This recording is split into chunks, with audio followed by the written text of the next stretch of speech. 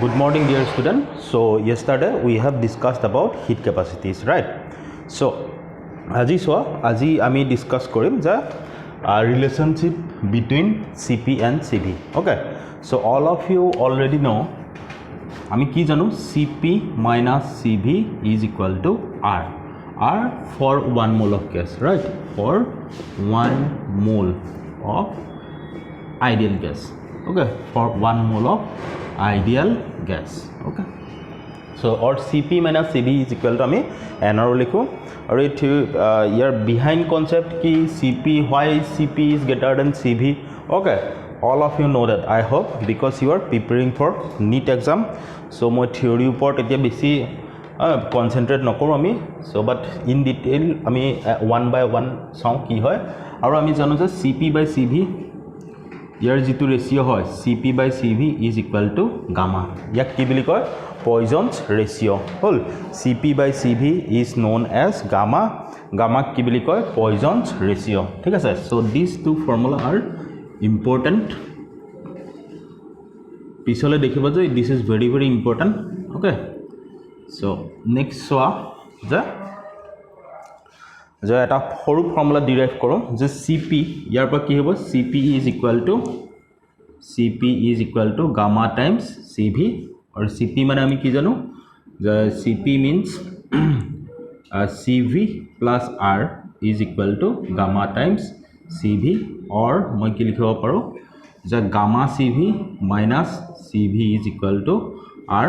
Okay, therefore CV is equal to কিমান হৈ যাব so R by gamma minus 1, right? CV will be equal to R by gamma minus 1. So very important formula. So therefore CP কি হ'ব therefore CP আমি কি লিখিব পাৰো যে CP is equal to gamma times CV আছিল. So gamma times CV হলে gamma R by gamma minus 1. So CP formula হৈ গল gamma R by gamma minus 1. Okay, আৰু gamma আমি কেনেকৈ ক্যালকুলেট কৰিম so আগলৈ আমি পঢ়িম. Okay, so next one যে degree of freedom. So এই ফৰ্মুলা কিটা মনত ৰাখা তোমালোকে next আমাৰ টপিক হৈ গল degree of freedom. Okay,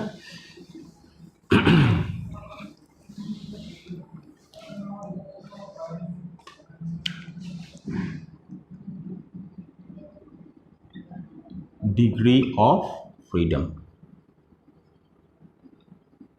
F বুলি কওঁ আমি বিভিন্ন বুকত F দেখিবা N দেখিবা so বেলেগ বুকত ডেজিগনেশন তাৰ বেলেগ হয়. Okay, so degree of freedom বুলি ক'লে আমি কি বুজি পাওঁ যে সাপোজ মোৰ কথাই হদিলে যে what is your degree of freedom. so মই কি ক'ম যে মোৰ degree of freedom কি আছে মই freedom কি আছে যেনে মই কথা কৈ আছো so এটো এটা মোৰ freedom মই কথা ক'ব পাৰো চিঞৰিব পাৰো মই ঠিক আছে হাঁহিব পাৰো কানিব পাৰো হেতু মোৰ ফ্ৰীডম মই দৌৰিব পাৰো জপিয়াব পাৰো বহিব পাৰো ঠিক আছে হেতু এটা freedom. so that means there are more n number of কি আছে degree of freedom আছে. similarly molecules বিলাকৰো তেনেকৈ degree of freedom আছে কি আছে যে they can translate এটা জায়গাৰ পৰা আন এটা জায়গালৈ they can move. Okay, তাক কোৱা হয় ট্ৰান্সলেশনাল ডিগ্ৰী অফ ফ্ৰীডম. মলিকুল এটা এটো পজিশনৰ পৰা এটা পজিশনৰ পৰা আন এটা পজিশনলৈ মুভ কৰাৰ যেটো ফ্ৰীডম হয় তাক কি বুলি কয় translational degree of freedom. So number 1 পুনে আমি গম পাম যে নাম্বাৰ 1 কি হৈ গল আমাৰ ট্ৰান্সলেশনাল ডিগ্ৰী অফ ফ্ৰীডম. ঠিক আছে, সো নাম্বাৰ 2 কি হ'ব ডিগ্ৰী অফ ফ্ৰীডম যে molecules এটা কি কৰিব পাৰে rotate কৰিব পাৰে. okay, molecules can rotate also এনেকা rotate কৰিব পাৰে. so that means next to হৈ গল আমাৰ rotational degree of freedom. next number 3 the they can vibrate also. molecules বিলাক কি কৰিব পাৰে they can vibrate about their mean position. okay, so next হৈ গল আমাৰ vibrational degree of freedom. so basically আমাৰ এই তিনটাই degree of freedom আছে translational, rotational and vibrational degree of freedom. all right, so এতিয়া যদি এটা molecules-ত n number of atoms থাকে কিমান if a a molecule contains n number of atoms, then n number of atoms, then each তেতিয়া হলে ইয়াৰ total degree of freedom হৈ যাব total, then its total degree of freedom will be thrice n. okay, total degree of freedom কিমান হৈ যাব thrice n. তিনটা আমাৰ কি আছিল translational, rotational and vibrational degree of freedom. আৰু যদি এটা molecules n number of atom থাকে, okay, যেনে CO2 মলিকুলত কেটা এটম আছে আমাৰ টোটাল 3টা, কাৰ্বন এটা আৰু অক্সিজেন দুটা, টোটাল 3টা। তেতিয়া হলে কাৰ্বন ডাই অক্সাইডৰ টোটাল ডিগ্ৰী অফ ফ্ৰীডম কিমান হৈ যাব 3 into 3, that will be equal to কিমান 9. okay, so there 3 into 3 that will be equal to 9 degree of freedom that carbon dioxide molecule can possess. okay, so এতিয়া so আমাৰ বেলেগ বেলেগ molecules বা এটমছৰ ক্ষেত্ৰত ডিগ্ৰী অফ ফ্ৰীডম বেলেগ বেলেগ হয়। এই তিনটা বেলেগ বেলেগ ট্ৰান্সলেশনাল, ৰোটেশনাল আৰু vibrational degree of freedom with molecular কনফিগুৰেশনৰ ওপৰত ডিপেন্ড কৰি, মলিকুলছটোৰ শেপৰ ওপৰত বা জিওমেট্ৰিৰ ওপৰত ডিপেন্ড কৰি সিহঁতৰ ডিগ্ৰী অফ ফ্ৰীডম বেলেগ বেলেগ হয়। এটা কেনেকুৱা ধৰণৰ হ'ব পাৰে চোৱা। নাম্বাৰ 1 যে translational degree of freedom, translational degree of freedom. okay, translational degree of freedom for any molecules, for any atoms. okay, for any molecules, for any atoms, translational degree of freedom will be always equal to 3 for all types of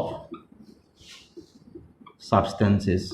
okay, for all types of substances 3 কিয় হয়, because we have a 3 dimensionally চালে আমাৰ 3 dimensionally তিনডালে axis আছে, x y z তিনটা direction আছে আমাৰ, x direction, y direction আৰু z direction. so the molecule can move in 3 different direction.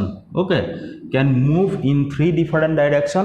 that is why each translational degree of freedom is equal to 3. okay, next we go the rotational degree of freedom. number 2, rotational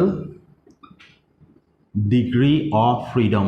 okay, it a rotational degree of freedom is equal to, okay, so this rotational degree of freedom is equal to 0.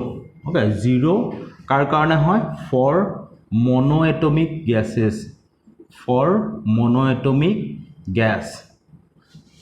that is for monoatomic gas কি হ'ব পাৰে, helium, neon, argon, okay, etc. ইহঁতৰ কাৰণে rotational degree of freedom কিমান 0. okay, number 2 next হৈ গল যে rotational degree of freedom will be equal to 2. okay, will be equal to 2 কাৰ কাৰণে, for diatomic gases, for diatomic molecules, okay, diatomic molecules or karone rotational degree of freedom ki hobo pare, ki hobo 2 hobo pare. diatomic molecules bili koa logale ki buji pao ami, hydrogen, nitrogen, oxygen, okay, etc. ঠিক আছে, so ekhini hoi gola amar ki diatomic molecules, ihotor karone rotational degree of freedom always equal to 2. okay, next hoi gol ja etu tumi soa. alright, so এটো দুটাৰ ক্ষেত্ৰত হ'ব। আৰু এটা হৈ গল linear polyatomic molecules, সিহঁতৰ কাৰণেও আমাৰ degree rotational degree of freedom কিমান হৈ যাব 2 হৈ যাব।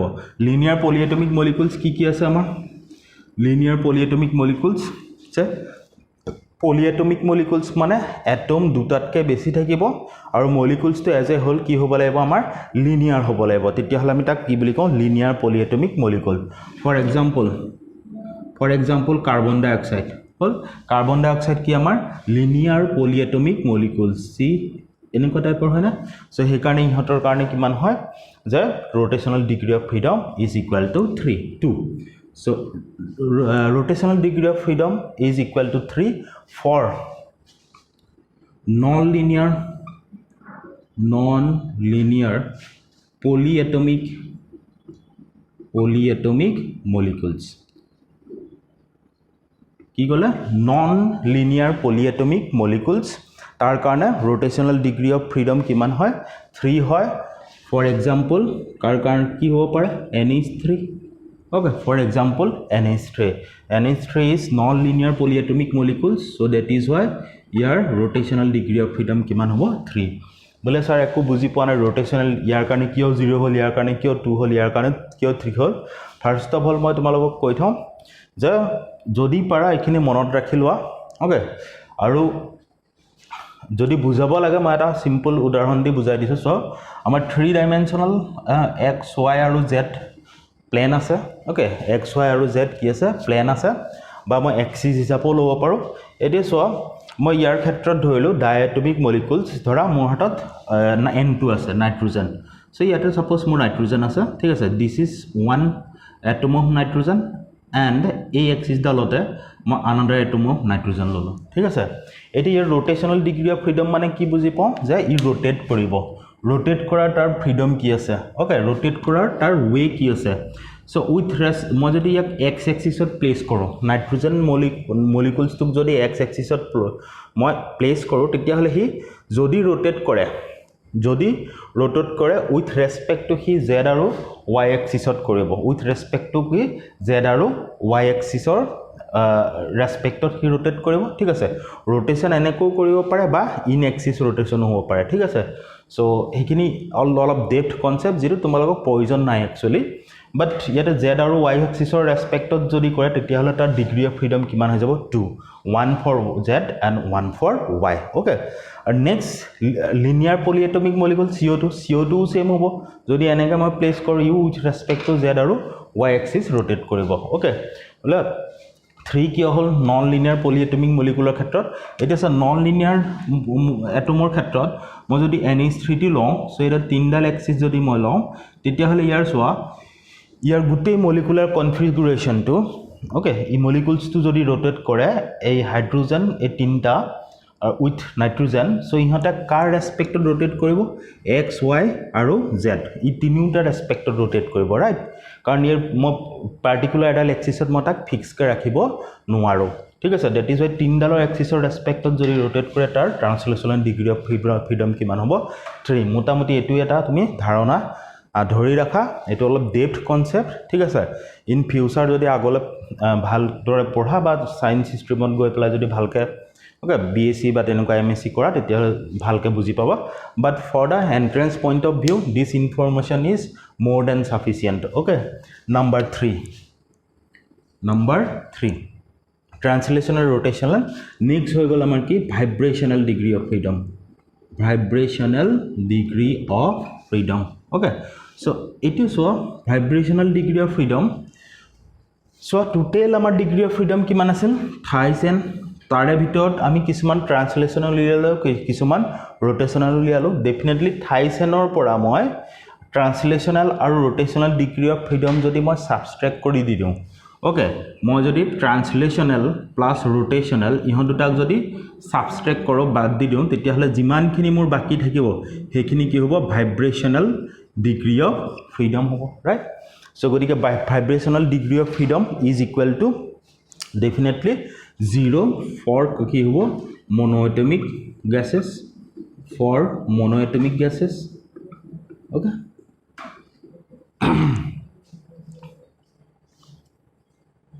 আৰু ট্ৰান্সলেশনাল ডিগ্ৰী অফ ফ্ৰীডম মই 3 বুলি লিখিছো for any substance ঠিক আছে আৰু আমাৰ হৈ যাব কি ভাইব্ৰেশনাল ডিগ্ৰী অফ ফ্ৰীডম 0 হ'ব কাৰ কাৰণে monoatomic gasৰ কাৰণে নেক্সট আমাৰ কি হ'ব 1000 okay 1000 minus 5 কিয় লিখিলো for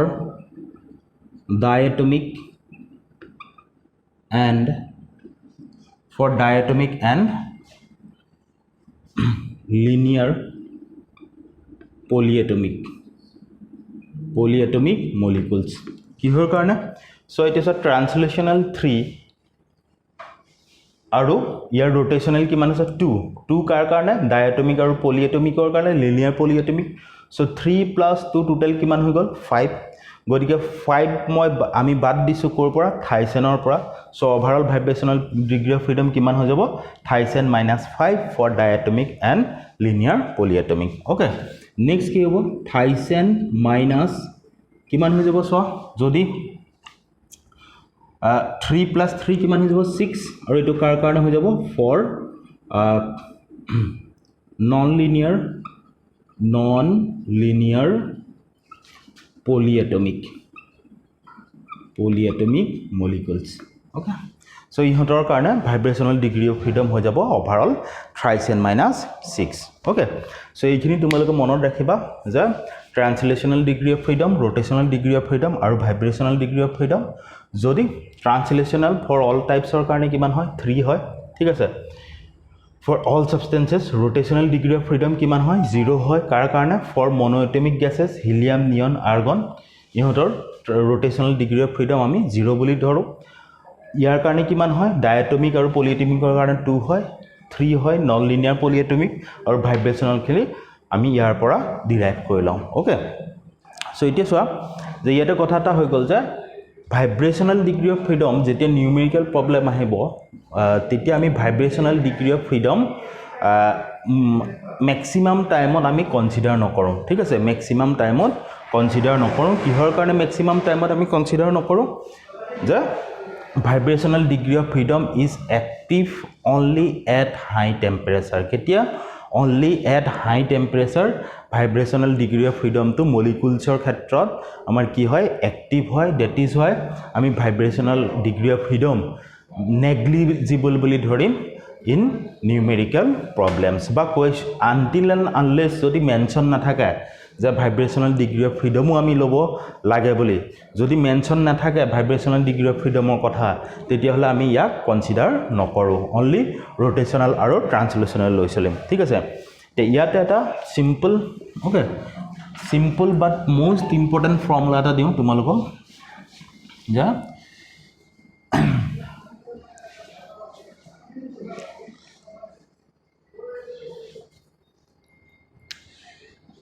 এইটো ফৰ্মুলা মই ৰাখিবা CV অলপ আগত পঢ়িছিলো heat capacity at constant volume CV is equal to okay translational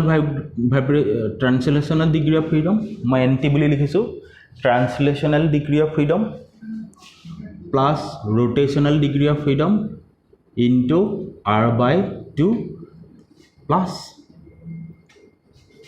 vibrational degree of freedom into R okay CV is equal to NT plus NR into R/2 plus NVR so this formula is very important okay this formula is very important এটা molecules to আমি দেখিয়ে গম পাম যে তাৰ heat capacity at constant volume কিমান হ'ব okay so ইয়াতে কি বুজাইছে ইয়াত যেটো R হৈ আছে R এ কি বুজাইছে আমাৰ gas constant okay NT কি বুজাইছে rotational degree of freedom and subscript R NT বুজাইছে translational rotational আৰু vibrational degree of freedom okay এতিয়া যদি মই আমি CV গম পাম তেতিয়া হলে ডেফিনেটলি আৰু কি গম পাম CP কথা গম পাম কাৰণ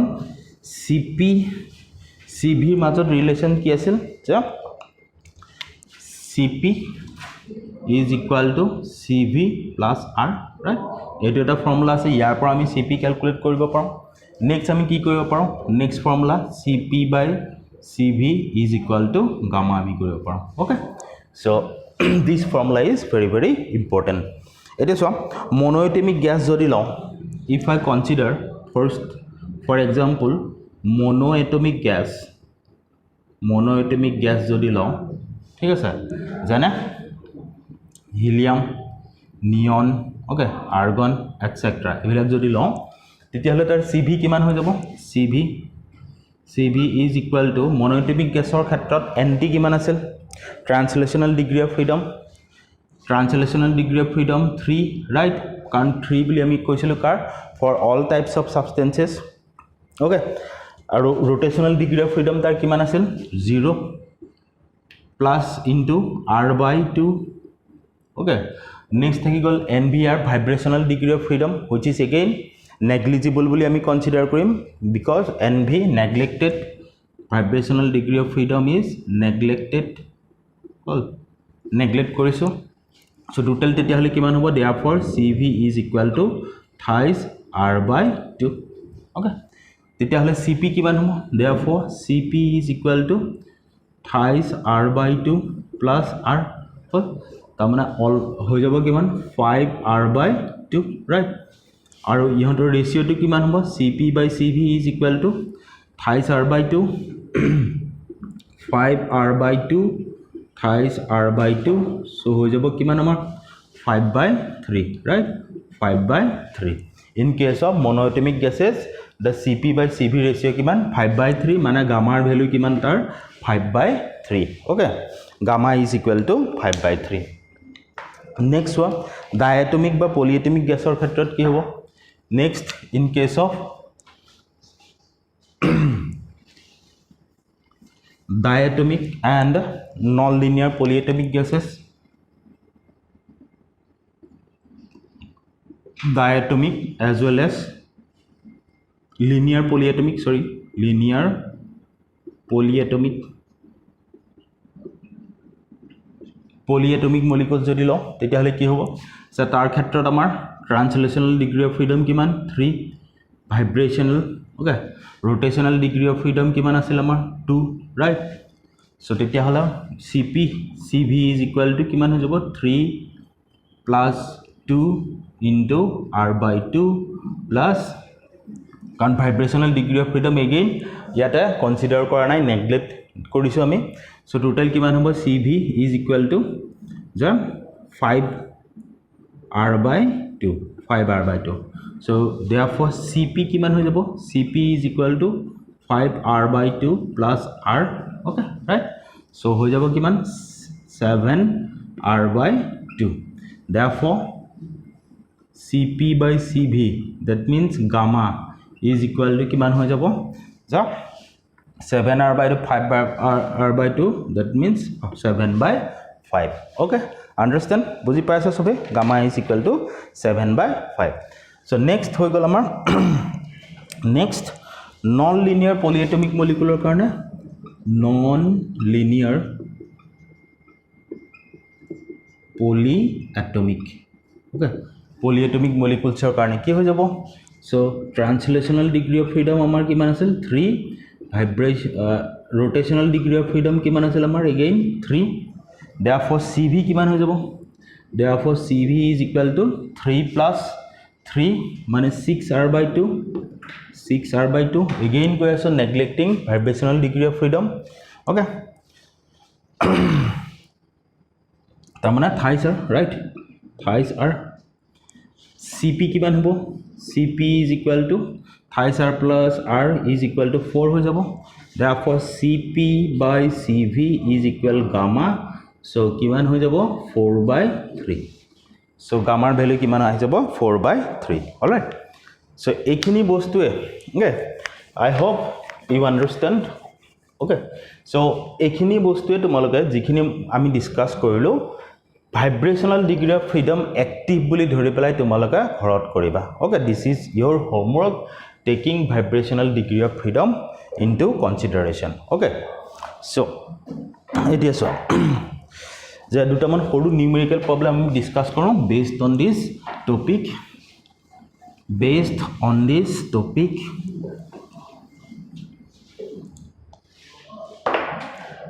okay. first question to হৈ গল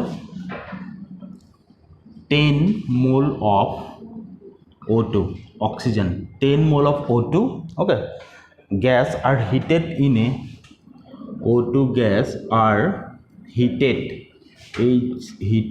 in a closed rigid container. 10 mole of O2 is heated in a closed rigid container.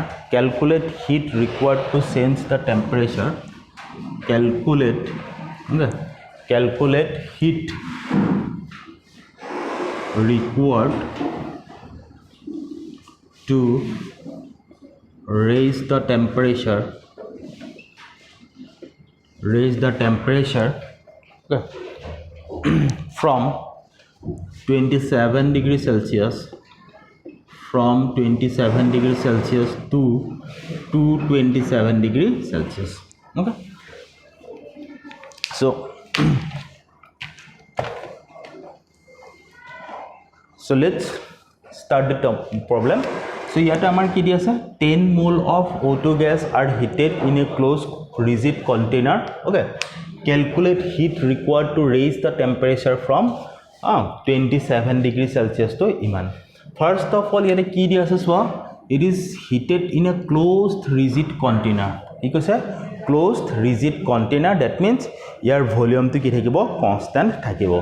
Aru eta formula ami janu je heat calculate koribo dise heat required, that means we have to calculate q calculate koribo lage. Okay, so ami last class in the previous class we have discussed about heat capacity, right? So heat jodi yate so closed rigid container buli koa lagale ki tar volume constant, aru volume constant ami eta formula paisilu je q is equal to NCV delta T, right? QV at constant volume, NCV delta T. So in the previous class we have discussed about this, right? So ki porishilo ami previous class ot ami ja right এই formula তো আমি পঢ়িছিলো তোমালোক সবৰ মনত আছে। So যদি কোনোবাই চোৱা নাই লাষ্ট ভিডিওটো চাই ল যে QV = NCV delta T. So গতি এটা n কিমান দি আছে, n means number of moles কিমান দি আছে 10 multiplied by CV. এটা কথা হল CV O2 gas দিয়া লগা লগা O2 এটা কি O2 এটা আমাৰ diatomic gas গতিকে ইয়াৰ কাৰণে CV ৰ ভ্যালু কিমান হ'ব, CV is equal to formula দিছিল NT plus NR R/2, right, plus NVR. but আমি numerical problem jodi hai vibrational degree of freedom mention kora nai, taking vibrational degree of freedom in taking okay jodi vibrational degree of freedom amar dia nai tete hole ami yak ki korim neglect korim, this term will be neglected. Okay, so it is what here amar rotational translational 3 asil, rotational 2 asil, right? So baki R/2. So hoi gol amar motamoti kiman 5R/2. So that means CV ৰ value hoi gol 5R/2. 5 aru delta T dia ase amar delta T means your difference to T2 minus T1. T2 hoy je 227 minus 27. So hoi gol kiman amar 10 into 5R/2 into epine thaki gol kiman 200. So hoi gol kiman amar 5000 r, right? 5000 r hobo na hobo 5000 r. Okay, that means 5 kilocalorie, right?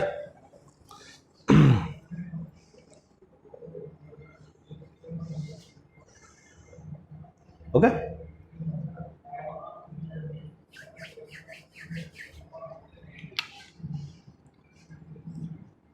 or r value put kori diba tumaloga r value kiman asal 8.314.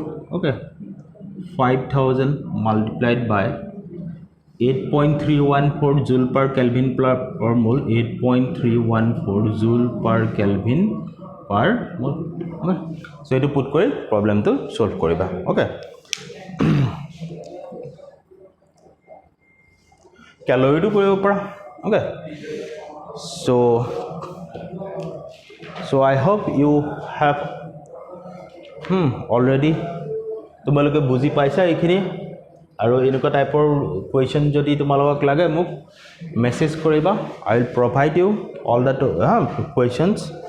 So okay, so in the next class we will discuss about internal energy. Okay, thank you.